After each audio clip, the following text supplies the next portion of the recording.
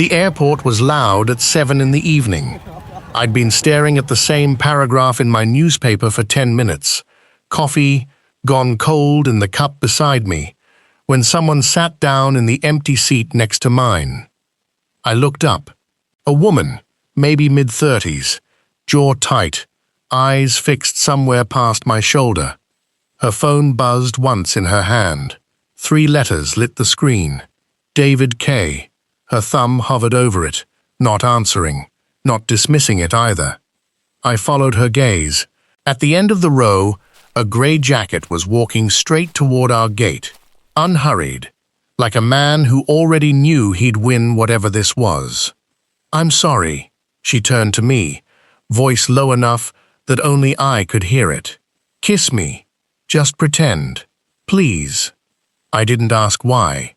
I just set the newspaper down, slow, the way you do when some part of you already decided before your mind caught up. Her fingers started tapping an even rhythm against the armrest, counting something down. I leaned in. Nobody rushed. Not yet. I've spent 11 years listening for the sound a plane makes right before something breaks. A hairline fracture in a turbine blade. A bolt torqued a quarter turn too loose. You learn to hear what other people miss. It's the only thing I've ever been good at, staying calm when everyone else would be screaming. I wasn't like this. My wife Rachel used to say I checked my own pulse the way I checked an engine, like feeling something was a maintenance issue to be solved and never mentioned again. She died 5 years ago. An aneurysm, on a Tuesday, no warning. The one kind of failure you can't run a checklist for. After that, I sent our daughter Lily to live with her aunt in Denver. Told myself it was stability. The truth was simpler and uglier. I couldn't sit across from a 12-year-old with her mother's eyes without coming apart at the seams in front of her. 5 years. Tonight I was flying out for her 13th birthday, the first time I'd see her face since the funeral. My father's watch sat on my wrist, the one thing of his I kept, and I'd been winding the crown for 20 minutes, though it didn't need it. If you've ever hidden behind being the calm one, the reliable one, because falling apart felt like a luxury you weren't allowed, stay with me. This story's for you too. I still had my arm loosely around her when the grey jacket doubled back. I felt her hand slide into mine before I understood why. The jacket had stopped 3 feet away. Elena. His voice had the practiced warmth of someone who'd rehearsed sounding unbothered. Didn't expect to see you here. David. She said it flat, like a door closing. His eyes moved to me, then to our joined hands, cataloging, the way people do when they've already decided to be jealous. "And you are?" "Marcus." I didn't offer more. People fill silence with their own assumptions if you let them, and it usually tells a better story than anything I could invent on the spot. "How long's this been going on?" He smiled when he said it, the kind of smile that's really a question with teeth hidden just behind it.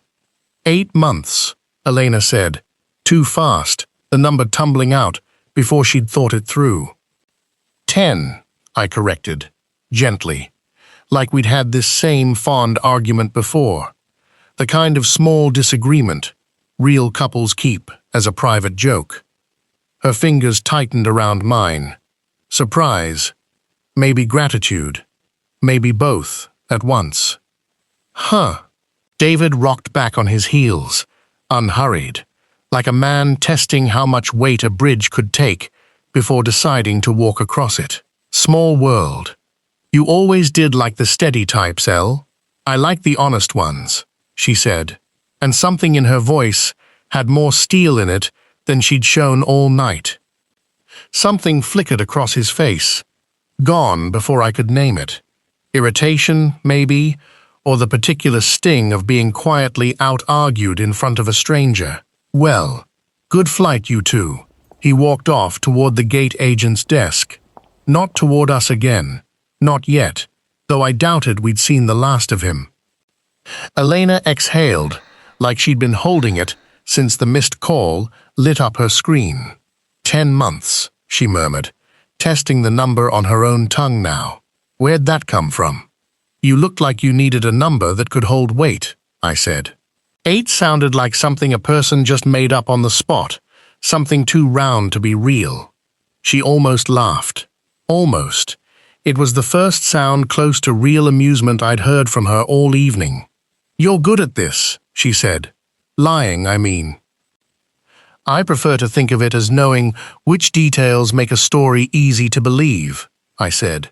There's a difference, even if it's a small one. Her fingers were still tapping against my hand, quieter now, but still counting something down, the rhythm a half step off from before. Our flight had a 2-hour delay posted on the board, which meant 2 hours of sitting close enough that silence started to feel like its own kind of conversation. Can I ask you something? Elena said, staring at the departure screen instead of me, and you don't get to look at me the way everyone else does when I say it. I don't know how everyone else looks at you. Fair enough. She turned a ring she wasn't wearing around a finger that used to hold one. I gave David $11,000, 18 months ago. He said it was for a property deal that would double in a year. I never saw a cent of it back, and I never told my sister, my parents, anyone, because the version of the story where I got fooled that badly isn't one I know how to say out loud, not even to myself in the mirror some mornings.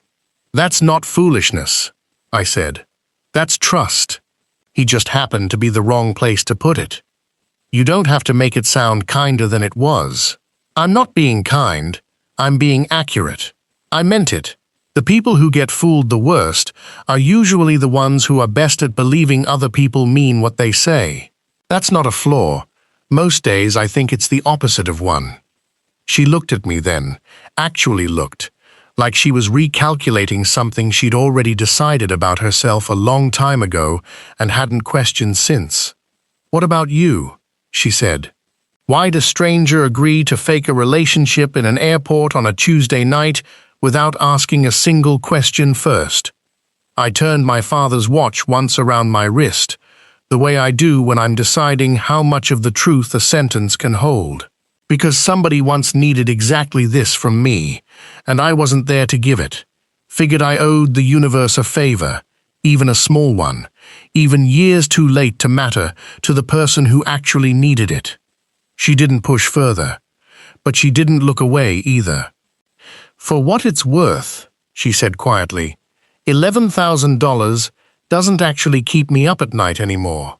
It's the 18 months of pretending I wasn't embarrassed that does. Embarrassment's a strange thing to carry alone, I said.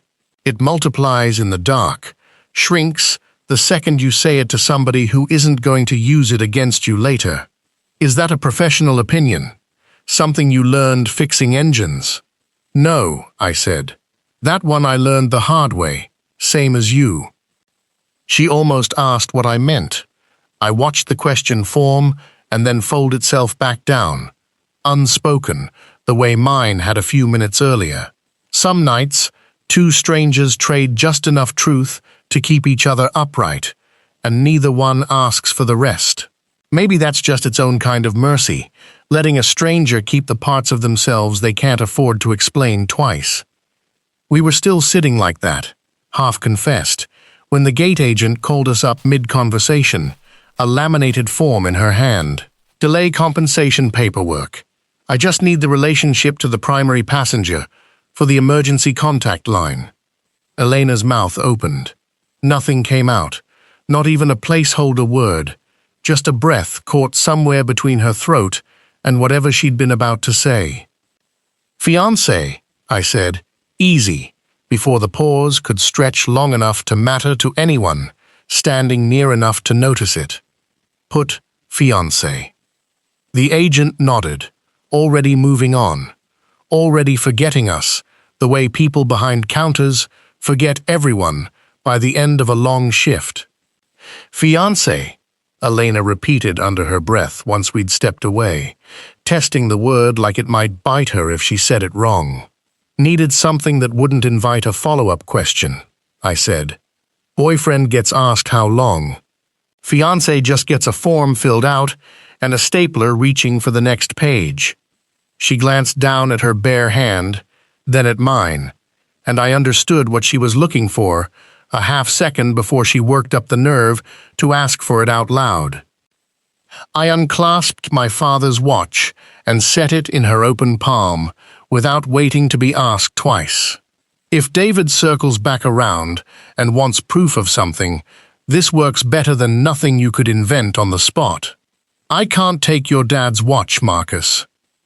You're not taking it, you're borrowing it. There's a difference, even if it's a small one, same as most differences that end up mattering later. I closed her fingers around it myself, gently, the way you'd close a door you didn't want slamming. Besides, something old works better as evidence than something new does. People believe worn things faster than they believe anything shiny.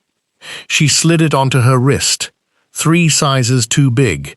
The leather strap doubled over itself, and she didn't take it off again for the rest of the night. Her fingers found the armrest once more, tapping, steady at first, then something in the rhythm caught, stuttered, smoothed itself back out before I could be sure I'd heard it right. I noticed. I didn't say anything about it. Some things you let a person keep private, even when you can hear them every bit as clearly as your own pulse. David found us again near the vending machines, a coffee in each hand, like he'd bought them as an excuse to linger somewhere between our gate and his own. Didn't peg you for the settling down type, Elle. He handed her nothing, just held both cups like props he hadn't decided what to do with yet. Guess people change. People do, she said, some faster than others. He didn't have a comeback for that. He drifted off toward his own gate, and I let myself believe, for about 10 seconds, that we were finally done with him for the night. Then, a voice behind me, delighted, way too loud for an airport at this hour. Doyle? Marcus Doyle? A man in a company polo, someone I recognized from the hangar in Newark. Man, small world. Wait, is this your wife? Nobody told me you got married. When did? Recently, I said, too flat, and felt Elena go rigid beside me, like a wire pulled tight. David, 20 feet away, turned his head at the word wife. We kept it quiet. Elena jumped in, her voice finding some register I hadn't heard from her yet. Warm and oddly specific. Small ceremony. Just his sister and my aunt. Marcus cried during the vows, if you can believe that, tried to hide it behind his sunglasses. The colleague laughed, bought it whole, wandered off, congratulating us both, like he'd witnessed something real. David's eyes lingered a second too long before he turned away, something calculating behind his expression, finally giving way to something smaller. Elena's hand was shaking when she finally let go of mine, small and fast, nothing like the practiced tapping from before. I don't cry during vows, I said quietly, once he was gone. I know, she said. I just needed a detail nobody could argue with. Behind her, on a stranger's phone at the next gate, a news anchor's voice cut through the ambient noise. Something about a name under investigation for investor fraud. I caught 2 syllables of it. Kern. I didn't say anything yet. Not until I was sure it meant what I thought it meant. Boarding started for the Denver flight, and my stomach dropped in a way turbulence never manages. Here's the truth I hadn't said out loud yet, not even to myself. Some part of me had stopped performing an hour ago, and that terrified me more than David ever could. I found her by the window, watch still loose on her wrist, and I almost told her I couldn't do this anymore. Almost said the words, I think I'm using you to avoid getting on that plane and doing the harder thing, because it would have been easier to be needed by a stranger for one night than to be a father again for the first time in 5 years. "You've gone quiet," she said. "I'm trying to figure out if this is real, or if I just needed it to be. Tonight, of all nights."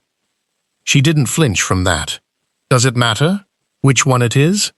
"It matters if I'm about to walk onto a plane and let you think I'm someone I'm not." Across the terminal, David had drifted close again, close enough to hear, and some old instinct in me, not the fake one, the real one, made me reach for her hand anyway, without thinking twice about it, in front of him, in front of everyone, knowing this might be the last thing I got to say before boarding closed and Lily's birthday started without me if I stood here arguing much longer. "For what it's worth," I said, loud enough for David alone, "she's the most honest person in this airport, and you're the reason she stopped believing that about herself. I'd rather be late for my own daughter than let that stand uncorrected." Elena's hand found mine on its own, not tapping, just holding. The gate agent's voice cracked over the speaker. "Final boarding call, Denver flight." An older woman near the counter, a ground staff badge on a lanyard, caught Elena's arm gently as she turned to go. "I've watched the two of you for 2 hours," she said, quiet, just for Elena. "I know a performance when I see one. I also know real when it walks up beside it. Whatever happens after tonight, go find out which one this was." Elena's eyes went bright. Behind us, the stranger's phone was still playing, louder now. Someone had turned up the volume to listen. Kern faces multiple complaints from investors, alleging funds were never placed as promised. David's name, David's face, on a screen at the next gate, his own jacket collar turned up like he could disappear into it. He didn't come say goodbye. For a second, neither of us moved, the gate humming quietly around two people who weren't sure what they'd just agreed to become. I turned my wrist toward Elena, watch still on her arm, and for the first time all night, her fingers weren't moving at all, just resting, still, against mine. "Keep it," I said, "the watch, not as evidence, just keep it." "Marcus, go find your gate," I said. "I have a daughter waiting on a birthday I already missed 5 of." She held my hand 1 second longer than a stranger would have. 1 month later, a text arrived with no context, a photo of a watch, worn on a wrist steadier than it used to be, and the words still keeping time. 2 weeks after that night, my phone rang from a number I hadn't saved, Elena, asking if aircraft engineers ever got Saturdays off, and whether Denver had direct flights on those Saturdays. 3 months later, Elena flew to Denver for a work conference she didn't actually need to attend. Lily met her before I did, in the arrivals hall, and asked her, flat out, 12-year-old bluntness, "Are you the airport lady my dad mentioned?" Elena said yes. She didn't correct the word lady to anything smaller. She'd inherited her mother's habit of deciding things fast and sticking to them out loud, in front of witnesses, so there'd be no taking it back. 6 months later, we were back at that same airport, waiting on a different flight, and David's name had quietly stopped meaning anything to either of us. No confrontation, no final scene, just a headline that ran its course and went unread. I still haven't figured out how to tell Lily the whole story, the real order of things, the fact that her father fell in love in an airport terminal, pretending not to. Some version of that conversation is still ahead of us, unfinished, the way most true things are. Maybe some stories are supposed to stay a little unfinished. Maybe that's what makes them worth telling twice. But Elena still wears the watch, and some nights, when neither of us can sleep, I hear her fingers start their old rhythm against the nightstand. Not out of fear this time, just habit, just proof that some things, once broken open, never fully go back to counting alone. If you've ever needed a stranger to hold the version of you that hadn't broken yet, even for one night, even as a favor to nobody. I hope somebody was standing close enough to say yes. And if you're still waiting on that stranger, stay a little longer. Some of the best rescues start as somebody else's lie.